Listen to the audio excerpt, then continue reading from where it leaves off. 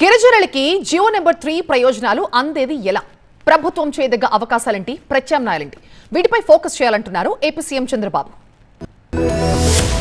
AP సచివాలయంలో గిరిజన సంక్షేమంపై సీఎం చంద్రబాబు సమీక్ష నిర్వహించారు. గిరిజన సంఘాలతో త్వరలో చర్చలు నిర్వహించాలని అధికారులను ఆదేశించారు. జీవో నెంబర్ 3 ప్రయోజనాలు దక్కేలా ప్రత్యామ్నాయాలపై కసరత్తు చేయాలన్నారు. ప్రభుత్వం గిరిజన హక్కులకు తొలి ప్రాధాన్యమిస్తుందన్న సీఎం ఎలాంటి ఆందోళన అవసరం లేదన్నారు. జీవో 3ని గత ప్రభుత్వం పరిరక్షించుకోలేకపోయిందన్నారు. అల్లూరి సీతారామరాజు జిల్లాను జోన్ 1 లోకి చేర్చాలని సీఎం ఆదేశించారు. పోలవరం జిల్లాను జోన్ 2 లోకి చేర్చాలని అధికారులకు సూచించారు. బాక్సైట్ పై గిరిజనులు ఆందోళన చెందవద్దన్న సీఎం ఎవరి ట్రాప్ లోనూ పడొద్దన్నారు. 1/70 అమలుపై ఎలాంటి అనుమానాలు అవసరం లేదన్నారు సీఎం చంద్రబాబు. గిరిజనులకు సంబంధించిన జీవో నెంబర్ 3ను అమలు చేయాలని గిరిజన సంఘాలు కోరుతున్నాయి. పోడు భూములు, గిరిజనులు సాగు చేస్తున్న భూములకు పట్టాలు మంజూరు చేయాలని కోరుతున్నాయి. నాన్ షెడ్యూల్డ్ గ్రామాలను షెడ్యూల్డ్ గ్రామాలుగా మార్చాలంటున్నాయి. సవర భాష వాలంటీర్లకు గౌరవవేతనం పెంచాలని గిరిజన సంఘాల నాయకులు కోరుతున్నారు. కొండశిఖర గ్రామాలకు రహదారులు మంజూరు చేయాలంటున్నారు. ఆదివాసీలపై ఫారెస్ట్ అధికారుల దౌర్జన్యం చేయకుండా చూడాలంటున్నారు. గిరిజన విద్యార్థులకు పౌష్టికాహారాన్ని అందించి గిరిజన విద్యార్థుల మరణాలు అరికట్టాలన్నారు.